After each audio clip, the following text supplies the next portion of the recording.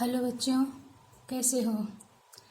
आज हम इस वीडियो में क्लास 6 साइंस चैप्टर 1 का लास्ट टॉपिक डिस्कस करेंगे और उसका एक्सरसाइज भी करेंगे।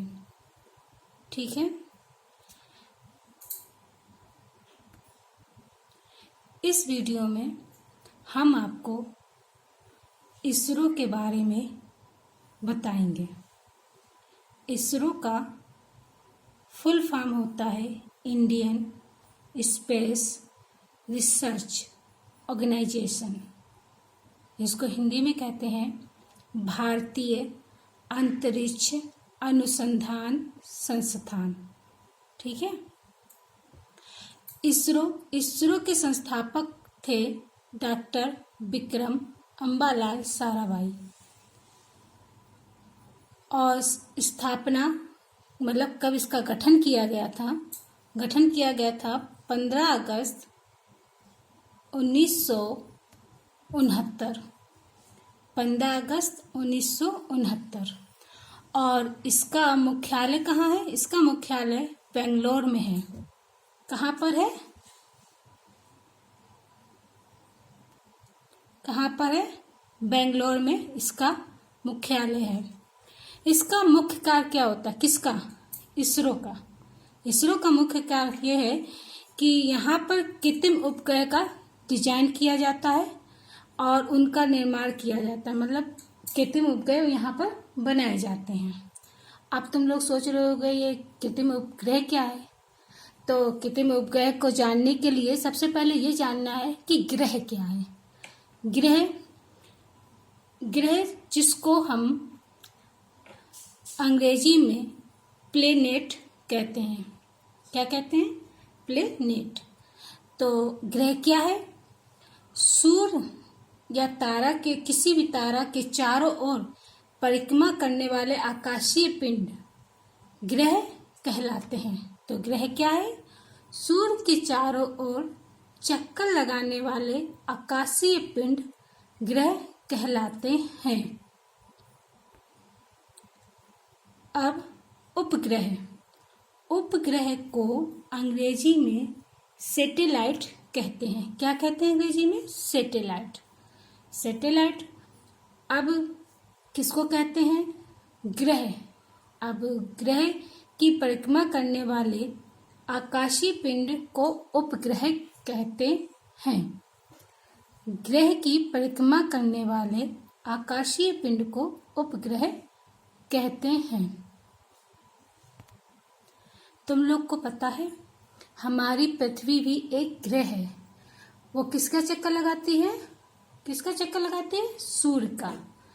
अब तो जब पृथ्वी सूर्य का चक्कर लगाती है तो पृथ्वी क्या हुई? ग्रह हुई। अब वो पृथ्वी का चक्कर चंद्रमा लगाता है। कौन लगाता है? चंद्रमा। तो चंद्रमा क्या हुआ? उपग्रह हुआ। क्या हुआ? उपग्रह। चंद्रमा पृथ्वी का उपग्रह है, एक प्राकृतिक उपग्रह है। और जो कृत्रिम उपग्रह होता है वो मानव निर्मित उपग्रह को कृत्रिम उपग्रह कहते हैं। यहाँ पर हम आपको फिगर द्वारा, चित्र द्वारा समझाते हैं। मान लो ये सूर्य है। सूर्य। अब सूर्य के चारों ओर चक्कर पृथ्वी लगा रही है। पृथ्वी लगाती है। तो सूर्य तो एक तारा हुआ। अब सूर्य के चारों ओर कौन चक्कर लगा रहा है? पृथ्वी लगा रही। तो पृथ्वी क्या हुई? ग्रह। वैसे सूर्य के चारों ओर 8 ग्रह चक्कर लगाते हैं। अब पृथ्वी के चारों ओर, जो ये हमारी पृथ्वी हुई, पृथ्वी के चारों ओर क्या चक्कर लगा रहा है? चंद्रमा। क्या है? चंद्रमा। तो पृथ्वी तो ग्रह है और चंद्रमा क्या हो गया? उपग्रह। ठीक है। आगे समझ में? मतलब ग्रह का चक्कर लगाने वाले आकाशीय पिंड को क्या कहेंगे? उपग्रह। ठीक है। अब कृत्रिम उपग्रह कृत्रिम उपग्रह मानव द्वारा निर्मित उपग्रह कृत्रिम उपग्रह कहलाते हैं। और ये कहाँ निर्मित होते हैं हमारे देश में? इसरो में। कहाँ? इसरो में। ठीक है। भारत ने कई कृत्रिम उपग्रहों का निर्माण किया है। जिस प्रकार हमारे देश में इसरो है, उसी प्रकार अमेरिका में भी है, जिसको हम कहते हैं नासा। नासा का फुल फॉर्म है national aeronautics and space administration. ठीक है। अब इसके बाद हम अभ्यास प्रश्न करेंगे। अभ्यास प्रश्न में पहला है सही विकल्प चुनें।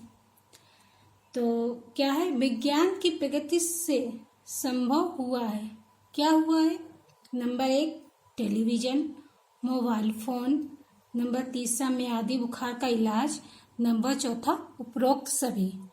तो इसमें से कौन सही है?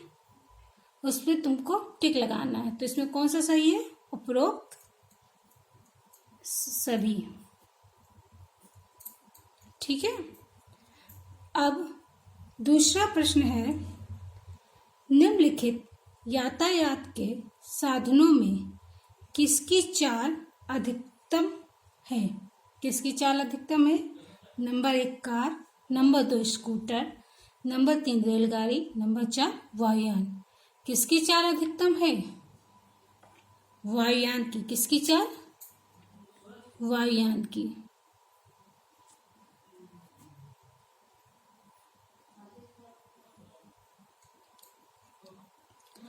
अब 2 भारतीय और 2 विदेशी वैज्ञानिकों के नाम लिखिए। तो भारतीय वैज्ञानिकों के नाम लिखे हैं डॉक्टर सीवी रमन, डॉक्टर एपीजे अब्दुल कलाम। मेरे पिछले वाले वीडियो में हमने काफ़ी भारतीय वैज्ञानिक और विदेशी वैज्ञानिकों के नाम बताए हैं। आप उस वीडियो को देख लेंगे तो आपको कई भारतीय और विदेशी वैज्ञानिक के नाम और वैज्ञानिक क्षेत्र में उनका योगदान ये भी पता चल जाएगा। तो यहाँ पर भारतीय वैज्ञानिक के नाम बता दिए। अब विदेशी वैज्ञानिक न्यूटन और थॉमस एडिसन। अब प्रश्न नंबर 3, निम्नलिखित में से खंड का और खा से मिलान करना है।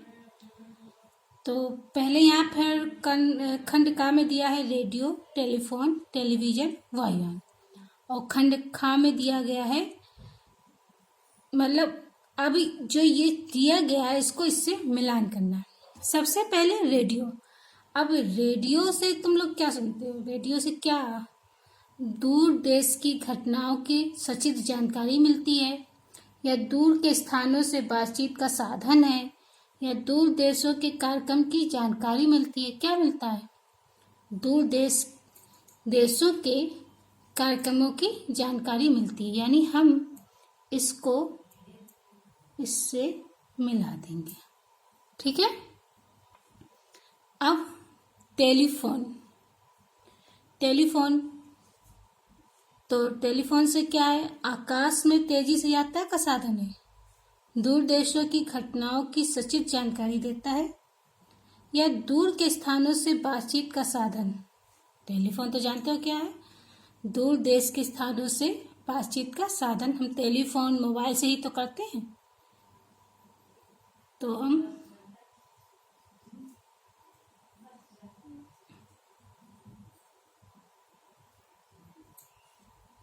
ठीक है। अब टेलीविजन से टेलीविजन का मतलब समझ रहे हो? समझ गए? टेलीविजन का मतलब टीवी। तो टीवी से तुम क्या करते हो? उस टीवी पर तुम सिनेमा देखते हो, कार्टून देखते हो कि नहीं? तो और दूर देश के समाचार न्यूज देखते हो कि नहीं? तो ये क्या होगा इसका? दूर देशों की घटनाओं का सचित्र वर्णन। जैसे अभी कोरोना फैला हुआ है तो दूर देशों में, हमारे देश के अलग अलग राज्यों में क्या स्थिति है उसकी जानकारी हमें किससे मिलती है? टीवी से मिलती है ना, सचित्र जानकारी। अब वायुयान, वायुयान क्या है? कौन सा बच्चा अब अकेला? ये आकाश में तेजी से यात्रा का साधन। तो वायुयान क्या है? आकाश में तेजी से यात्रा का साधन। ये आपका अभ्यास प्रश्न हुआ। अब अगला प्रश्न हम पढ़ेंगे विज्ञान के उपयोग। विज्ञान के उपयोग। तो विज्ञान के क्या उपयोग है हमारे जीवन में, इसके बारे में हम पढ़ेंगे। तो पहले यातायात के क्षेत्र में, यातायात के क्षेत्र में पहले हम यात्रा किससे करते थे? बैलगाड़ी से, पैदल, इसी से करते थे, घोड़ा गाड़ी से करते थे। तो हमें एक स्थान से दूसरे स्थान पर जाने में काफ़ी समय लगता था। लेकिन जब से यातायात में, जैसे यातायात के साधन में जैसे बस, ट्रेन, वायुयान, इन सब का आविष्कार हुआ, तो हम जो दिनों में हम सफ़र तय करते थे वो हम घंटों में तय करने लगे, और जो घंटों में यात्रा पूरी करनी होती थी वो हम मिनटों में करने लगे। ये किसके द्वारा हुआ? विज्ञान के आविष्कार के कारण हुआ, वैज्ञानिक खोज के कारण हुआ कि नहीं। अब दूसरा संचार के क्षेत्र में, संचार के क्षेत्र में विज्ञान का जैसे टेलीफोन,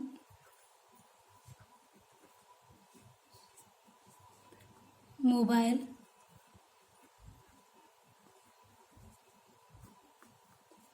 आदि के आविष्कार से क्या हुआ है? हम दूर स्थित किसी भी व्यक्ति से बात कर सकते हैं। ये किसकी देन है? विज्ञानी की तो देन है।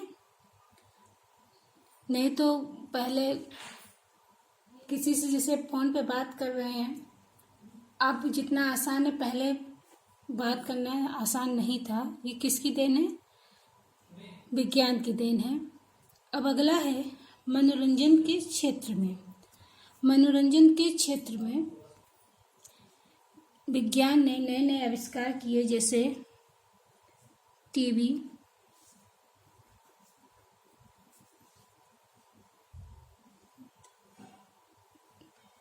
ट्रांजिस्टर, ट्रांजिस्टर मतलब रेडियो, सिनेमा आदि का, सीडी आदि का आविष्कार किया। टीवी और के द्वारा हम दूर देशों में हो रही घटनाओं को क्या सचित्र देख सकते हैं ना, मतलब उसका चित्र भी, जानकारी भी मिल जाती है, हम चित्र भी उसका दे सकते हैं। वैसे ही रेडियो से दूर देश में होने वाली घटनाओं की जानकारी भी हमें मिल जाती है। ये किसके कारण है? विज्ञान के कारण। अब विज्ञान के दुरुपयोग। जहाँ विज्ञान के उपयोग हैं वहाँ उसके कुछ दुरुपयोग हैं, दुष्परिणाम हैं, जिसके बारे में हम यहाँ पर पढ़ेंगे। नंबर 1, वायु प्रदूषण। वायु प्रदूषण जैसे पेट्रोल और डीजल द्वारा चलित वाहन, जैसे तुम्हारी बस, ट्रेन, रेलगाड़ी, वायुयान किससे चलते हैं? पेट्रोल या डीजल से चलते हैं कि नहीं चलते हैं? ये सब किससे चलते हैं? पेट्रोल से या डीजल से चलते हैं। तो उसके जब ये ईंधन जलता है, गाड़ी में चलती हैं, तो उससे क्या धुआं निकलता है, हानिकारक धुआं निकलता है, जो वायुमंडल को दूषित करता है। और उसके हॉर्न बजाने से क्या होता है? ध्वनि प्रदूषण भी होता है। और ध्वनि प्रदूषण वो किससे होता है? जो ये मनोरंजन के साधन है, जैसे टीवी है, लाउड स्पीकर है, इन सब से भी तो ध्वनि प्रदूषण होता है। जैसे टीवी को तुम देख रहे हो, कुछ समय तक देखो तो ठीक है, लेकिन ज़्यादा समय तक देखोगे तो उसका क्या होगा? तुम्हारी आंखों पे उसका प्रभाव पड़ेगा कि नहीं पड़ेगा? पड़ेगा। और तुम्हारे मस्तिष्क, तुम्हारे दिमाग पर भी उसका दुष्प्रभाव पड़ेगा। और जैसे लाउड स्पीकर होता है, उसको तेज बजाने से, संगीत बजाने से ध्वनि प्रदूषण उत्पन्न होता है, जो हमारे दिमाग पर दुष्प्रभाव डालता है। अब नंबर 3, मृदा प्रदूषण। मृदा प्रदूषण, जहाँ कृषि के क्षेत्र में हम कीटनाशक का, रासायनिक उर्वरक का प्रयोग करते हैं, तो उससे क्या होती है, हमारी खेत में फसल अधिक उत्पन्न होती है। लेकिन यही रासायनिक खादों का, कीटनाशकों का अत्यधिक प्रयोग करेंगे तो क्या होगा, जो हमारी मिट्टी है, मृदा है, वो दूषित हो जाएगी, बंजर हो जाएगी, उस पर फसल नहीं उगेगी। तो हमें रासायनिक उर्वरकों का, कीटनाशकों का एक सीमित प्रयोग करना चाहिए, अत्यधिक प्रयोग नहीं करना चाहिए। अगला, जल प्रदूषण। जल प्रदूषण, जो कारखानों से जो गंदा पानी निकलता है, वो सीधे नदियों में डाल दिया जाता है।